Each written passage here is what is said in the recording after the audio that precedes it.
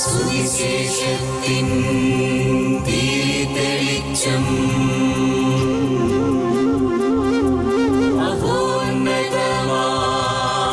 ആത്മാർപ്പണം വചനം സത്യം ജീവദായകം വചനം സത്യം ജീവദായകം വചനം സത്യം ജീവദായകം.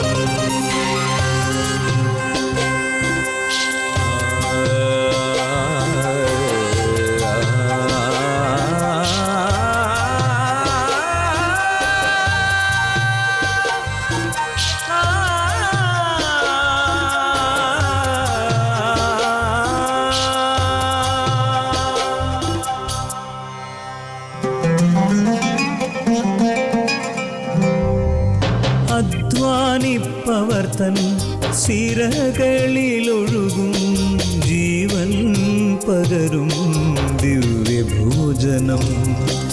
അധ്വാനിപ്പവർ തൻ സിരകളിലൊഴുകും ജീവൻ പകരും ദിവ്യഭോജനം. അതിരുകൾ ഭേദിക്കും സ്നേഹത്തിൻ്റെ രശ്മികൾ ഞങ്ങളെ ഉണർത്തുന്ന പുതിയ പ്രഭാതം. അതിരുകൾ ഭേദിക്കും സ്നേഹത്തിൻ്റെ രശ്മികൾ ഞങ്ങളെ ഉണർത്തുന്ന പുതിയ പ്രഭാതം. മന്ന മന്ന മന്ന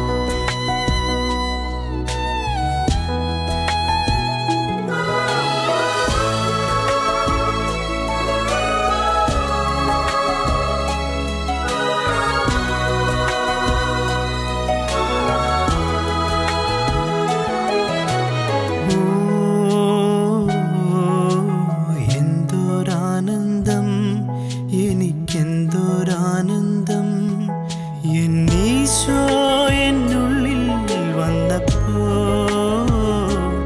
ഞാൻ കൊതിച്ചൊരാനന്ദം സ്വർഗം തന്നോരാനന്ദം എന്നീശോ എൻ ഹൃത്തിൽ വന്നപ്പോ എന്തോരാനന്ദം എനിക്കെന്തോരാനന്ദം. ഓ എൻ്റെ സ്നേഹമേ, ഓ എൻ്റെ ജീവനേ, ഓ എൻ്റെ നാഥനേ ആരാധന. ഓ എൻ്റെ സ്നേഹമേ, ഓ എൻ്റെ ജീവനേ, ഓ എൻ്റെ നാഥനേ ആരാധന.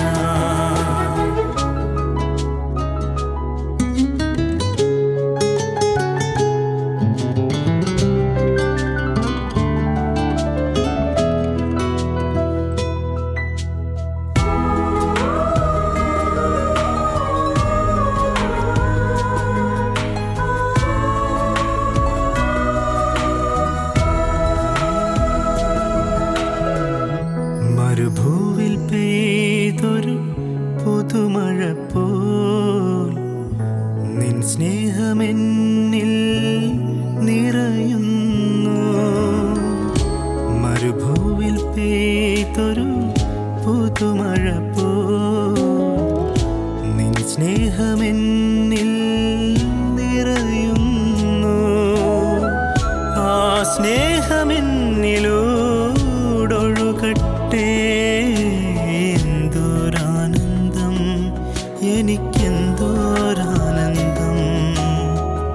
ആ സ്നേഹ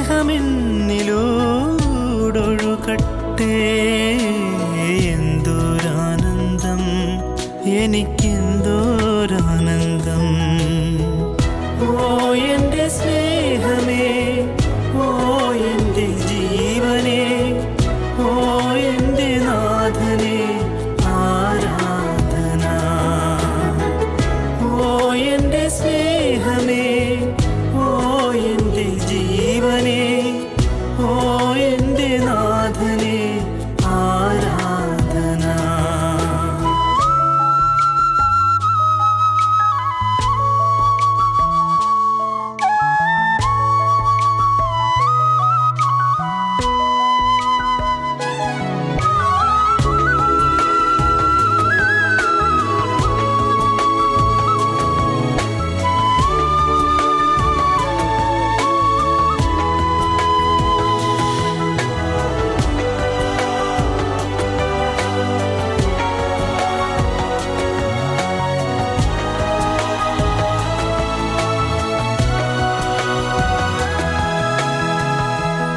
സോദരിൽ നിന്നെ കാണുവാൻ ആത്മാവിൻ ഫലങ്ങൾ നിറയുന്നു.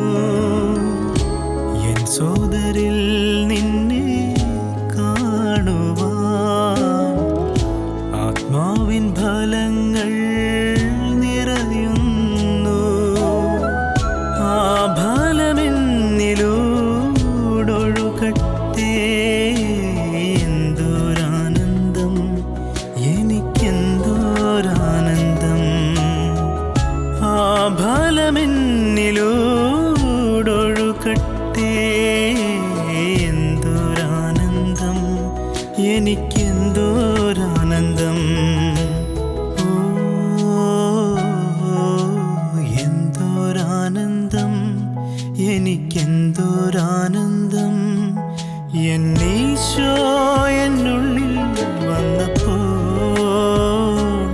ഞാൻ കൊതിച്ചോരാനന്ദം, സ്വർഗം തന്നോരാനന്ദം. എന്നീശോ എൻ ഹൃത്തിൽ വന്നപ്പോൾ എന്തോരാനന്ദം, എനിക്കെന്തോരാനന്ദം. ഓ എൻ്റെ സ്നേഹമേ, ഓ എൻ്റെ ജീവനേ, ഓ എൻ്റെ നാഥനേ, ആരാധന. ഓ എൻ്റെ സ്നേഹമേ, ഓ എൻ്റെ ജീവനേ, ഓ എൻ്റെ നാഥനേ, ആരാധന.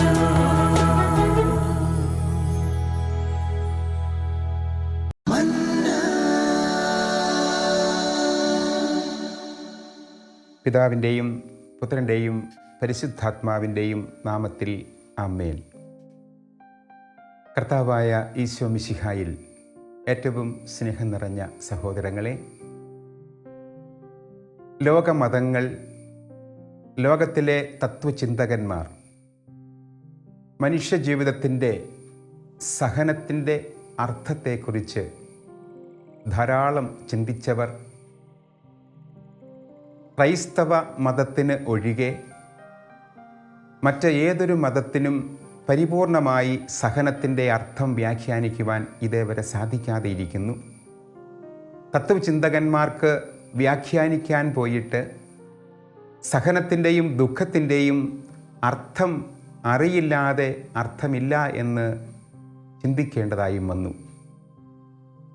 സഹനം എന്ത് എന്നും സഹനത്തിൻ്റെ മൂല്യമെന്നും എന്തെന്നും വ്യക്തമായി ദൈവത്തിൻ്റെ വചനം ദൈവം തന്നെ പഠിപ്പിച്ചതിൻ്റെ സുന്ദരമായ അവതരണമാണ് നമ്മുടെ വിശുദ്ധ ഗ്രന്ഥത്തിൽ ആദ്യ അധ്യായം മുതൽ വെളിപാട് പുസ്തകം അവസാനത്തെ അധ്യായം വരെ നമുക്ക് ലഭിക്കുക.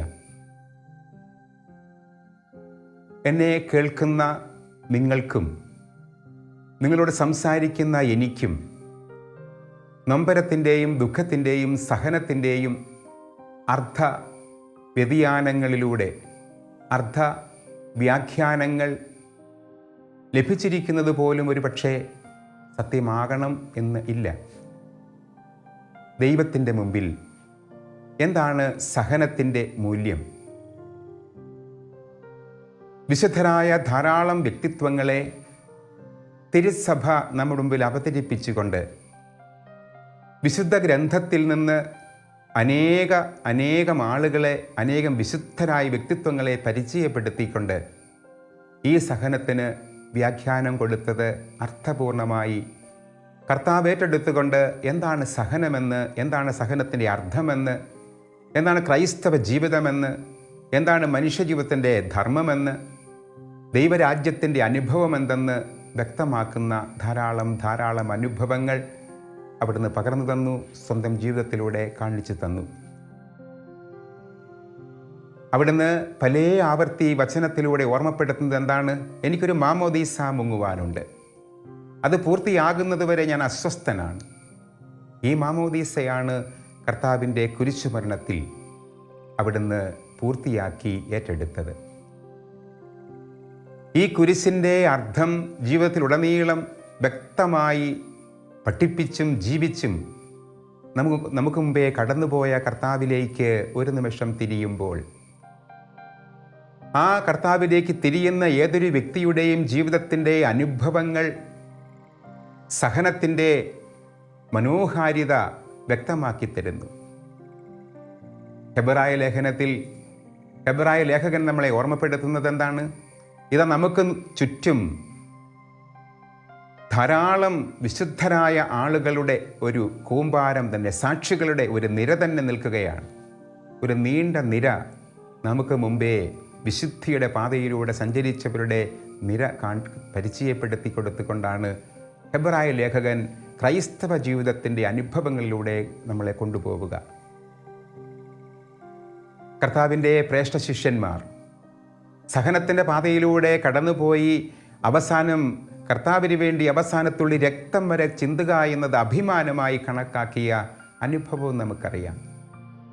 കർത്താവിനെ നേരിട്ട് കണ്ടിട്ടില്ലെങ്കിലും കർത്താവിനെ അടുത്തനുകരിച്ച ശ്രേഷ്ഠനായ വിശുദ്ധ പൗലോസ് സഹനത്തിന് അർത്ഥം കൊടുത്തുകൊണ്ട് അദ്ദേഹത്തിൻ്റെ ലേഖനങ്ങളിൽ ഉടനീളം അവതരിപ്പിക്കുന്നത് സഹനം ഒരു നിഷേധാത്മക ഭാവമല്ല, പകരം അത് പോസിറ്റീവായ ഒരു കാര്യമാണ്.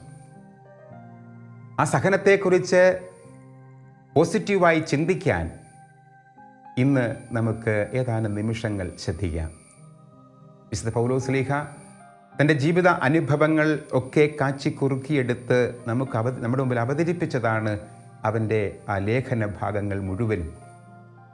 കൊറിന്തോസിലെ സഭയ്ക്ക് എഴുതിയ 2-ാം ലേഖനം 4-ാം അധ്യായം 14, 15, 16 വാക്യങ്ങളിൽ പൗലോസ്ലീഹ തൻ്റെ ജീവിത അനുഭവങ്ങൾ സഹനങ്ങളുടെ അർത്ഥം വ്യാഖ്യാനിച്ചുകൊണ്ട് പറയുന്നുണ്ട്, ഞങ്ങൾ ഒരിക്കലും ഭഗ്നാശരാകുന്നില്ല.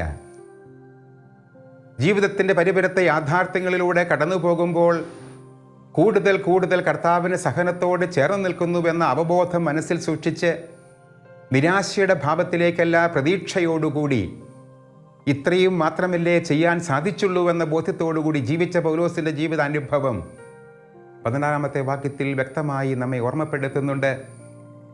ദൃശ്യങ്ങളെല്ലാം നശ്വരങ്ങളാണ്, അദൃശ്യങ്ങൾ അനശ്വരങ്ങളും. ദൃശ്യമായ അനുഭവങ്ങളിലൂടെ അദൃശ്യമായ അനുഭവങ്ങളെ നേടിയെടുക്കുക എന്നത് മനുഷ്യജീവിതത്തിൻ്റെ അർത്ഥപൂർണമായ ജീവിതചര്യ. അതാണ് വിശുദ്ധ ഗ്രന്ഥം നമ്മുടെ മുമ്പിൽ അവതരിപ്പിക്കുക.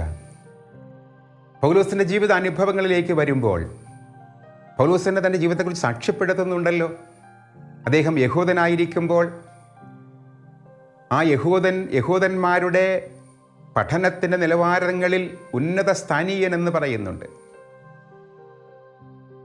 ഉന്നതകുല ജാതനെന്ന് അഭിമാനിച്ചുകൊണ്ട് ആ യഹൂദ പാരമ്പര്യങ്ങളും യഹൂദ നിയമങ്ങളും വളരെ കൃത്യതയോടുകൂടി ആചരിക്കുന്നതിൽ ഏറ്റവും ആത്മാർത്ഥത കാണിച്ച് ശ്രേഷ്ഠനായ യഹൂദനെന്ന് വിചാരിക്കുക മാത്രമല്ല, അനുഭവത്തിലൂടെ കാണിച്ചു കൊടുക്കുകയും ചെയ്ത പൗലോസ് അപ്പോസ്തലൻ ഒരിക്കൽ കർത്താവിൻ്റെ അനുഭവം ലഭിച്ചപ്പോൾ പിന്നീട് പൗലോസിൻ്റെ മനോഭാവങ്ങൾ വരുന്ന മാറ്റം, അതാണ് ഒരു വിശ്വാസിയുടെ ജീവിതത്തിലേക്ക് വരേണ്ട വളർച്ചയുടെ അടയാളമെന്ന് പൗലോസ് ഓർമ്മപ്പെടുത്തുന്നത്. സ്നേഹമുള്ളവരെ, അത് എനിക്ക് വേണ്ടിയും നിങ്ങൾക്ക് ഓരോരുത്തർക്കും വേണ്ടിയും.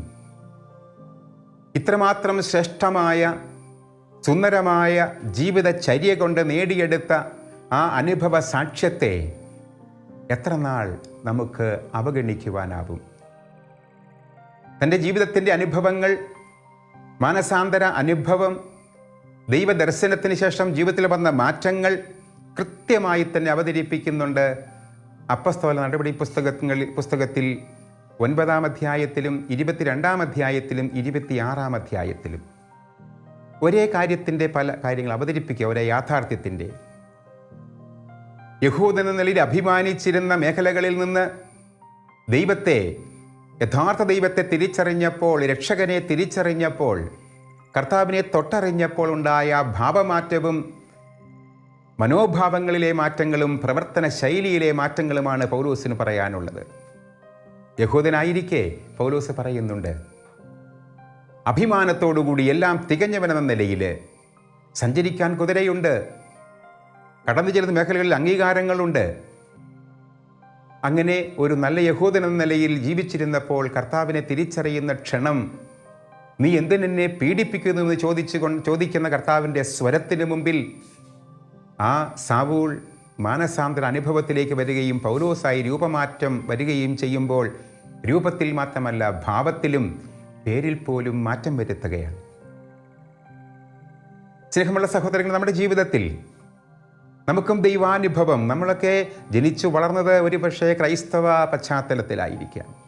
പഠിച്ചിട്ടുണ്ട്, വിശുദ്ധ ഗ്രന്ഥത്തിൽ കുറിച്ച് ധാരാളം പഠിച്ചിട്ടുണ്ടാവാം. പല മേഖലകളിൽ നമ്മൾ വചന പ്രഘോഷണങ്ങളിലും പങ്കെടുത്തിട്ടുണ്ടാവാം. ഈ വചന പ്രഘോഷണ മേഖലകളിലും ജീവിത അനുഭവങ്ങളിലുമൊക്കെ പൗലോസ് സാവൂൾ കർത്താവിനെ തൊട്ടറിഞ്ഞ് പൗലോസ് ആയതുപോലെ ഒരു മാനസാന്തര അനുഭവം എനിക്കുണ്ടായി എങ്കിൽ മാത്രമാണ് യഥാർത്ഥ ക്രൈസ്തവ ജീവിതത്തിൻ്റെ അനുഭവങ്ങളിലേക്ക് ആദ്യപടി വെച്ചുവെന്ന് പറയാനാവുകയുള്ളൂ എന്ന് എളിമയോടെ ഞാൻ തിരിച്ചറിയുന്ന നിമിഷമാണ് ഈ പൗലോസിൻ്റെ ജീവിത അനുഭവങ്ങളുടെ മുമ്പിൽ. എൻ്റെ കർത്താവ് ആഗ്രഹിക്കുന്നതും ഇതേ യാഥാർത്ഥ്യം തന്നെയാണ്. പലപ്പോഴും കർത്താവിൻ്റെ പഠനങ്ങളിൽ പല ഉന്നതകുല ജാതർക്കും അഭിപ്രായ വ്യത്യാസമുണ്ടായിട്ടുണ്ട്. ഈ ലോകത്തിൻ്റെ ചിന്തകൾക്ക് അനുസൃതമായി നീങ്ങിയാൽ ഏത് മതവിഭാഗത്തിൻ്റെ ചിന്താഗതികൾക്കും വളരെ വ്യത്യസ്തമായ വൈവിധ്യം നിറഞ്ഞൊരു ജീവിതചര്യ കർത്താവ് നമുക്ക് കാണിച്ചു തരുന്നുണ്ട്. പ്രത്യേകിച്ച് വിശ്രമത്തായുടെ സുവിശേഷം 5-ാം അധ്യായം 1 മുതൽ മലയിലെ പ്രസംഗത്തിൽ കർത്താവിൻ്റെ മാനദണ്ഡങ്ങളൊക്കെ വ്യത്യസ്തമാണ്. നമ്മളൊക്കെ ആഗ്രഹിക്കുന്നത് എന്താണ്? സന്തോഷിക്കാൻ ആഗ്രഹിക്കുന്നവരാണ്. ഇപ്പോൾ സന്തോഷിക്കുന്നവരെ നിങ്ങൾക്ക് ദുരിതമെന്ന് പറയുന്ന, ഒരുപക്ഷേ ഒരു മതസ്ഥാപകരിൽ അനന്യനായി മാറി നിൽക്കുന്ന ഒരൊറ്റ വ്യക്തിത്വം കർത്താവ് മാത്രമാണ്. ധാരാളം മതസ്ഥാപകരുണ്ട്. പല നല്ല ചിന്തകൾ സമൂഹത്തിന് കൊടുത്ത് സമൂഹത്തെ ചേർത്ത് നിർത്തി നന്മ ആഗ്രഹിച്ചവരുണ്ട്. അവർക്ക് ഒരിക്കലും പറയാൻ സാധിക്കാതെ പോയ ഒരു പരമാർത്ഥം, ഇപ്പോൾ സന്തോഷിക്കുന്ന നിങ്ങൾക്ക് ദുരിതമാണ്, കാരണം നിങ്ങൾ ദുഃഖിച്ച് കരയും. ലോകത്തിൻ്റെ മാനദണ്ഡമല്ല കർത്താവിൻ്റെ മാനദണ്ഡം. തുടർന്ന് വരുന്ന കർത്താവിൻ്റെ പഠനങ്ങളിലൊക്കെ സമ്പന്നരെ നിങ്ങൾക്ക് ദുരിതമെന്ന് പറയുന്ന കർത്താവ്, സമ്പത്ത് ദൈവാനുഗ്രഹത്തിൻ്റെ വലിയ അടയാളമെന്ന് ധരിച്ച് സമ്പന്നൻ ദൈവത്തോട് ചേർന്നിരിക്കുന്നവനാണെന്നും ദൈവകൃപയിൽ നിറഞ്ഞവനാണെന്നും ചിന്തിച്ചിരുന്ന മനുഷ്യൻ്റെ മുഖത്ത് നോക്കി ഈ സമ്പന്നരെ നിങ്ങൾക്ക് ദുരിതമെന്ന് പറയുമ്പോൾ ആ സമ്പന്നരുടെ മുഖം ചുളിയുക മാത്രമല്ല, അപകടകാരി എന്ന് മുദ്ര കുത്തക്കപ്പെടുക കൂടി ചെയ്തു കർത്താവ് എന്നത് വ്യക്തം. നമ്മുടെ വ്യക്തി ജീവിതത്തിൽ ദൈവാനുഭവം തേടി അലയുന്നവരാണ് നമ്മൾ പലരും. വിശുദ്ധ ഗ്രന്ഥം വായിക്കുകയും അതേക്കുറിച്ച് ധ്യാനിക്കുകയും ദൈവം നൽകുന്ന സന്ദേശമായി വിശുദ്ധ ഗ്രന്ഥത്തെ എടുക്കുകയും ചെയ്യുമ്പോൾ ദുഃഖത്തോടുകൂടി പറയാതിരിക്കാൻ വയ്യ, പലരും പ്രശ്ന പരിഹാരങ്ങൾക്കാണ്, ഈ ഭൗതികമായ പ്രശ്ന പരിഹാരങ്ങൾക്കാണ് വിശുദ്ധ ഗ്രന്ഥത്തെ ധ്യാന വിഷയമാക്കുന്നത് എന്നത്. പ്രശ്നപരിഹാരം സത്യമാണ്, പക്ഷേ ഭൗതികമായ പ്രശ്നങ്ങൾക്ക് പരിഹാരം വിശുദ്ധ ഗ്രന്ഥത്തിൽ കണ്ടെത്തുവാൻ ആരെങ്കിലും പരിശ്രമിച്ചാൽ അതിൻ്റെ പൂർണ്ണതയിൽ അവന് ലഭിക്കില്ല എന്നത് പരമാർത്ഥം. പക്ഷേ വചനം തരുന്ന ഒരു പരിഹാരമുണ്ട് നമുക്ക്. ഭൗതിക പ്രശ്നങ്ങൾക്ക് പരിഹാരം ഭൗതികമല്ല. ആ ഭൗതിക യാഥാർത്ഥ്യത്തെ നോക്കിക്കാണുന്ന ആത്മീയ ചിന്തകൾക്കാണ് ഇവിടെ വ്യത്യസ്തത വരുത്തേണ്ടതെന്ന് വചനം പറയുമ്പോൾ, പഠിപ്പിക്കുമ്പോൾ, സ്നേഹമുള്ള സഹോദരങ്ങളെ, ഒരുപക്ഷെ നമുക്ക് പോലും സ്വീകാര്യമല്ലാത്തിരി തള്ളിക്കളഞ്ഞിട്ടുണ്ടാവാം. രോഗങ്ങൾക്ക് സൗഖ്യം കിട്ടാൻ അത് പ്രാർത്ഥനയിലൂടെ കടന്നു സൗഖ്യം കിട്ടുകയില്ലെന്നല്ല, തീർച്ചയായിട്ടും സൗഖ്യമുണ്ടാകും. രോഗസൗഖ്യത്തിനായി പ്രാർത്ഥിക്കുവാൻ വേണ്ടി പോകരുത്. പകരം വചനം നമ്മുടെ മുമ്പിൽ അവതരിപ്പിക്കുന്ന, ദൈവം നമ്മുടെ മുമ്പിലേക്ക് കൊണ്ടുവരുന്ന ആത്മീയമായ ഒരു നന്മ, സത്യമെന്ന് പറയുന്നത് ഈ രോഗം നിനക്ക് നന്മയായി മാറുവാൻ വേണ്ടി ദൈവമൊരുക്കിയതാണെന്ന് ചിന്തിക്കാൻ നിനക്കാവുമോ? അവിടെ നിനക്ക് ആധ്യാത്മികമായ പക്വതയുണ്ട് എന്ന് വചനം പറയും. കർത്താവ് നമ്മെ ഓർമ്മപ്പെടുത്തുന്നു. ധാരാളം കടബാധ്യതകളൊക്കെ വന്നു കഴിയുമ്പോൾ ഈ കടബാധ്യതകളൊക്കെ ഒന്ന് തീർക്കണമെന്നത് സ്വാഭാവികമായ ഏതൊരു ബാധ്യതകളുടെ ആഗ്രഹം. പക്ഷേ ആ കടബാധ്യതകൾ നൽകുന്ന ഒരു ഭൗതികമായ ദുഃഖം പരിഹരിക്കുക എന്നതല്ല ഒരു ആത്മീയ മേഖലയിലേക്ക് കടന്നു വരുന്ന ഒരു വ്യക്തിയുടെ മനസ്സ്. എന്തുകൊണ്ട് ദൈവം ഇപ്രകാരമുള്ള ഒരു കടബാധ്യത എൻ്റെ ജീവിതത്തിൽ അനുവദിച്ചു എന്ന് സ്വസ്ഥമായി, ശാന്തമായി ദൈവത്തിൻ്റെ മനസ്സിനോട് ചേർന്നിരുന്നു കൊണ്ട് ചിന്തിക്കാൻ സാധിക്കുന്ന ഏതൊരു വ്യക്തിക്കും ലഭിക്കുന്ന സ്വസ്ഥതയാണ് ദൈവം നൽകുന്ന വിശ്വസ്തത. ദൈവത്തിൻ്റെ പക്കൽ, ദൈവത്തെ തേടി ഭൗതികമായ പ്രശ്നങ്ങൾക്ക് പരിഹാരം എന്നതിനപ്പുറത്തേക്ക് ആത്മീയ മേഖലയിൽ ദൈവത്തിൻ്റെ പൂർണ്ണതയാണ് തേടുന്നതെന്നുള്ള ബോധ്യത്തോടുകൂടി ജീവിതാനുഭവങ്ങളെ പുനഃക്രമപ്പെടുത്തുക എന്നത് നമ്മുടെ വ്യക്തി ജീവിതത്തിൽ എല്ലാ സഹനങ്ങൾക്കും അർത്ഥം പ്രദാനം ചെയ്യും. ക്രൈസ്തവ വിശ്വാസത്തിൻ്റെ ആണിക്കല്ലെന്ന് പറയുന്നത് പരിശുദ്ധ തൃത്വമാണ്. നമുക്കറിയാം, പരിശുദ്ധ തൃത്വത്തെ വ്യാഖ്യാനിക്കും തോറും അതിന് കൂടുതൽ സംശയങ്ങൾ ഉളവാക്കുന്ന അവസ്ഥയിലേക്ക് വരുമ്പോൾ, അതുകൊണ്ട് തന്നെ തിരുസഭകളെ കൃത്യതയോടുകൂടി പറയും, ഇതൊരു രഹസ്യമാണ്. എന്താണ് രഹസ്യത്തിൻ്റെ പ്രത്യേകത? ഒരിക്കലും പരസ്യമാക്കാൻ പറ്റില്ല. പരിശുദ്ധ തൃത്വത്തിൽ 3 ആളുകൾ, പിതാവ്, പുത്രൻ, പരിശുദ്ധാത്മാവ്. ഈ തൃത്വത്തിലെ ബന്ധമാണ് ക്രൈസ്തവൻ്റെ മനസ്സിൽ, മനസാക്ഷിയിൽ, പ്രവർത്തനങ്ങളിൽ സൂക്ഷിക്കേണ്ടതെന്ന് വിശുദ്ധ ഗ്രന്ഥം പറഞ്ഞു തരുമ്പോൾ, ദൈവത്തിൻ്റെ ആത്മാവ് പറഞ്ഞു തരുമ്പോൾ, പരിശുദ്ധ തൃത്വത്തിൻ്റെ ബന്ധമെന്നെന്ന് നമുക്കൊന്ന് ചിന്തിച്ചു നോക്കാം. പരിശുദ്ധ പിതാവ്, പിതാവിനെ കൂടാതെ പുത്രനോ പരിശുദ്ധാത്മാവിനോ ഒരു സ്ഥാനമില്ലാത്ത തരത്തിലേക്ക് ആ ബന്ധം സുദൃഢമാക്കുകയാണ്. ഇനി പുത്രനെ കൂടാതെ പിതാവിനോ പരിശുദ്ധാത്മാവിനോ ഒരു അസ്തിത്വം പോലുമില്ലാത്ത രീതിയിലേക്ക് ആ ബന്ധം അടുക്കുകയാണ്. പരിശുദ്ധാത്മാവിനെ കൂടാതെ പിതാവിനോ പുത്രനോ ഒരു അസ്തിത്വം ഉണ്ടാകുന്നില്ല. ഇതാണ് ബന്ധം പരിശുദ്ധ തൃത്വത്തിലെ. സ്നേഹമുള്ളവരെ, എൻ്റെ വ്യക്തി ജീവിതത്തിൽ ഞാൻ സൂക്ഷിക്കേണ്ടതും ഈ ഒരു ബന്ധമാണ്, ആഴപ്പെടുന്ന ബന്ധം. എൻ്റെ ബുദ്ധിയും എൻ്റെ മാനസിക ഭാവങ്ങളും എൻ്റെ ഹൃദയത്തിൻ്റെ ഭാവങ്ങളും വിചാരവികാരങ്ങളും ഒത്തുപോകുമ്പോൾ, എൻ്റെ ബുദ്ധിയിൽ നിന്ന് എൻ്റെ ഹൃദയത്തെ മാറ്റിവെച്ചുകൊണ്ട്, എൻ്റെ വികാരങ്ങളെ മാറ്റിവെച്ചുകൊണ്ട് എനിക്കൊരു അസ്തിത്വമില്ല. എൻ്റെ വികാരങ്ങളിൽ നിന്ന് എൻ്റെ ബുദ്ധിയെയും എൻ്റെ ഹൃദയത്തെയും മാറ്റിവെച്ചുകൊണ്ട് ഒരു അസ്തിത്വമില്ല. എൻ്റെ ബുദ്ധിയെയും മനസ്സിനെയും ഹൃദയത്തോട് ചേർത്ത് വെക്കുമ്പോൾ മാത്രം എനിക്ക് ലഭിക്കുന്ന അസ്തിത്വം, ഒരു വ്യക്തിത്വത്തിൻ്റെ പൂർണ്ണത അതാണ്. ഇവിടെ ബന്ധം പരിശുദ്ധമാണ്, പിതാവും പുത്രനും പരിശുദ്ധാത്മാവും തമ്മിൽ.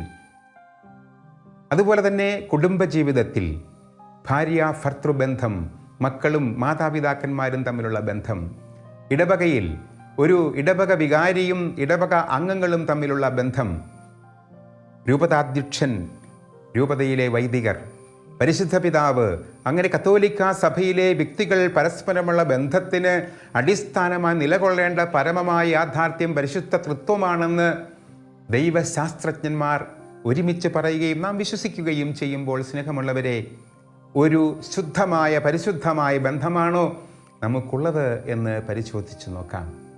പലപ്പോഴും നമ്മുടെ ബന്ധങ്ങളൊക്കെ താൽക്കാലികമായി എന്തെങ്കിലുമൊക്കെ ആവശ്യങ്ങൾ അനുസരിച്ചുള്ള ഭൗതികമായ ചില മേഖലകളെയും മാനദണ്ഡങ്ങളെയും കൂട്ടിയിണക്കിക്കൊണ്ട് നമ്മുടെ ബന്ധങ്ങളെ സൂക്ഷിക്കുവാൻ പരിശ്രമിക്കുമ്പോൾ പലപ്പോഴും എന്തു പറ്റുന്നു? മറ്റുള്ളവരൊക്കെ എനിക്ക് നരകം സൃഷ്ടിക്കുന്നവരെന്ന് പറഞ്ഞു പോകുന്നു. സുപ്രസിദ്ധ ചിന്തകനായ സാർത്ര പറഞ്ഞത്, സഹോദരൻ എനിക്ക് ഒരു ചെന്നായെ പോലെയാണ്. ചെന്നായുടെ അവസ്ഥ എന്താണ്? അപകടകാരിയാണ്, കടിച്ചു കീറുന്നവനാണ്. ഇവിടെ തൃത്വത്തിൻ്റെ പരിശുദ്ധമായ ബന്ധത്തിന് ഒരു ശ്രേഷ്ഠത കൊടുക്കാത്ത മനുഷ്യബന്ധങ്ങളൊക്കെ ഇതുപോലെ ചെന്നായ്ക്കൾ തമ്മിലുള്ള ബന്ധം പോലെയാകുന്നു. പരസ്പരം കടിച്ചു കീറുന്ന ബന്ധങ്ങൾ. എത്രയോ മതവിശ്വാസികളാണ് ലോകത്തിന് നാനാഭാഗങ്ങളിലും ഇന്ന് വിശ്വാസത്തിൻ്റെ പേരിൽ പരസ്പരം മല്ലടിക്കുന്നത്. ഇവിടെ നമ്മൾ സൂക്ഷിക്കണം. ക്രൈസ്തവ വിശ്വാസി എന്ന നിലയിൽ എനിക്ക് വിശ്വാസിയായിട്ട് തുടരാം. വിശ്വാസത്തിൻ്റെ മൂല്യങ്ങൾ കൃത്യതയോടുകൂടി എൻ്റെ ജീവിതത്തിൽ ഞാൻ സൂക്ഷിച്ചുകൊണ്ട് അത് പ്രഘോഷിക്കുകയും ചെയ്യണം. ആ വിശ്വാസത്തിന് വേണ്ടി ജീവൻ പോലും ബലി കൊടുക്കാൻ തയ്യാറാവണം. പക്ഷേ വിശ്വാസമെന്നത് വർഗീയതയായി ഞാൻ കാണാൻ പാടില്ല. വിശ്വാസമെന്നത് വർഗീയതയായി കാണുമ്പോഴേക്കും ഇതര മതവിഭാഗത്തിൽപ്പെട്ടവരൊക്കെ എനിക്ക് ശത്രുക്കളെ പോലെ തോന്നുന്നു, അവരെ ഇല്ലായ്മ ചെയ്യുകയാണ് ഈ വർഗീയതയുടെ ലക്ഷ്യമെന്ന അവസ്ഥയിലേക്ക് എത്തുന്ന ധാരാളം അനുഭവം ക്രൈസ്തവനായ എനിക്ക് പോലും ഉണ്ടാകുമെന്ന് ഞാൻ ചിന്തിക്കണം. അതുപോലെ മറ്റ് മതവിഭാഗങ്ങളും അവരുടെ മതവിശ്വാസത്തിൻ്റെ മൂല്യങ്ങൾക്കനുസരിച്ച് ജീവിക്കുമ്പോൾ വർഗീയത എന്ന ഭാവം ഉണ്ടാകുവാൻ പാടില്ല. വർഗീയത ഭീകരതയാണ്, വിശ്വാസം എന്നത് അനുഭവമാണ്. ആ ദൈവാനുഭവത്തിൻ്റെ മേഖലയിലേക്ക് നമ്മളെ വളർത്തിയെത്തിക്കുന്ന ഈ വിശ്വാസത്തിൻ്റെ മേഖലകൾ കൂടുതലായി വർഗീയതയ്ക്ക് പ്രാധാന്യം കൊടുക്കുമ്പോണ്ടാകുന്ന ഭീകര പ്രവർത്തനങ്ങൾ ലോകത്തിന് നാനാഭാഗങ്ങളിലും അരങ്ങേറുമ്പോൾ അത് ഏതെങ്കിലും ഒരു മതവിഭാഗത്തിൻ്റെ മാത്രമാണെന്ന് തെറ്റിദ്ധരിക്കരുത്. ക്രൈസ്തവനായ എനിക്കും ഈ ക്രൈസ്തവ ഭീകരതയുണ്ടാകാം, ആ വർഗീയതയുണ്ടാകാം. വർഗീയത തിന്മയാണെന്ന് തിരിച്ചറിയണം. ലോകത്തിൻ്റെ മുമ്പിൽ ദൈവം നൽകുന്ന, കർത്താവ് നൽകുന്ന സന്ദേശം ഇതാണ്: നീ നിൻ്റെ സഹോദരൻ്റെ കാവൽക്കാരനാണ്. ഉൽപ്പത്തി പുസ്തകത്തിലെ 3-ാം അധ്യായത്തിൽ പാപത്തിൻ്റെ ആ ഒരു പതനത്തെക്കുറിച്ചൊക്കെ പറഞ്ഞു വരുമ്പോൾ കർത്താവിന് മുമ്പിലേക്ക് കായേൻ കടന്നു ചെല്ലുമ്പോൾ കായനോട് ചോദിക്കും കർത്താവ് നിന്റെ സഹോദരൻ ആബേൽ എവിടെ? അവൻ ചോദിക്കും, എന്താണ്, എൻ്റെ സഹോദരൻ്റെ കാവൽക്കാരനാണോ ഞാൻ? സ്നേഹമുള്ളവരെ, എൻ്റെ സഹോദരൻ്റെ കാവൽക്കാരനാണ് ഞാൻ, എൻ്റെ സഹോദരിയുടെ കാവലാളാണ് ഞാൻ. ആ ഒരു ചിന്ത സൂക്ഷിക്കുമ്പോഴാണ് വർഗീയതയിൽ നിന്ന് വിശ്വാസത്തിൻ്റെ അനുഭവത്തിലേക്ക് വരിക. അവിടെയാണ് സഹനത്തിന് അർത്ഥമുണ്ടാവുക. പ്രിയപ്പെട്ടവരെ, നമ്മുടെ സഹനം, വൈവിധ്യമുള്ള സഹനങ്ങളുടെ പിന്നിൽ എന്താ നമ്മൾ കണ്ടെത്തുക? വ്യക്തിബന്ധങ്ങളുടെ വിള്ളലുകളാണ്. വ്യക്തിബന്ധങ്ങളിലെ വിള്ളലുകൾ എന്തുകൊണ്ടാണ് സംഭവിക്കുക? അവിടെ ദൈവത്തെ വ്യക്തികൾക്ക് ഇടയിൽ കൊണ്ടുവന്ന് നിർത്തുന്നില്ല. എൻ്റെ സഹോദരൻ്റെയും എൻ്റെയും നടുവിൽ എൻ്റെ ദൈവമുണ്ടാകണം.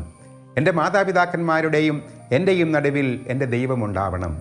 എൻ്റെ ഇടവക ജനങ്ങളുടെയും എൻ്റെയും ഇടയിൽ ദൈവമുണ്ടാകണം. ഈ ബന്ധം സൂക്ഷിക്കുമ്പോൾ എല്ലാ സഹനങ്ങളും അർത്ഥപൂർണമാവും. അർത്ഥപൂർണമായ സഹനം കർത്താവിൻ്റെ കുരിശു പോലെ രക്ഷാകരമായി മാറും. ഈ രക്ഷാകര അനുഭവം ജീവിതത്തിലെ നൊമ്പരങ്ങളുടെ മുമ്പിൽ സൂക്ഷിച്ചുകൊണ്ട് മുന്നോട്ട് നീങ്ങാൻ ദൈവം കൃപയാവട്ടെ. നല്ല ദൈവം നമ്മെ അനുഗ്രഹിക്കട്ടെ. കുരിശ് രക്ഷയുടെ അടയാളമാണ്. സ്നേഹത്തിൻ്റെയും പങ്കുവെക്കലിൻ്റെയും മഹത്തായ അനുഭവം. ആ വലിയ രക്ഷയുടെ സാന്നിധ്യം നമ്മുടെ ജീവിതത്തെ സമ്പൂർണ്ണമാക്കട്ടെ. ഏവർക്കും ക്രിസ്തു സ്നേഹവും സമാധാനവും നേരുന്നു. പ്രാർത്ഥനയിൽ നമുക്ക് പരസ്പരം ഓർമ്മിക്കാം. നിങ്ങളുടെ അഭിപ്രായങ്ങളും നിർദ്ദേശങ്ങളും ഞങ്ങളെ അറിയിക്കാൻ മറക്കരുത്. eldroyvision.uae@gmail.com. ഞങ്ങളെ ഉണർത്തുന്ന പുതിയ പ്രഭാതം, അതിരുകൾ ഭേദിക്കും സ്നേഹത്തിൻ്റെ രശ്മികൾ. ഞങ്ങളെ ഉണർത്തുന്ന പുതിയ പ്രഭാതം. മന്ന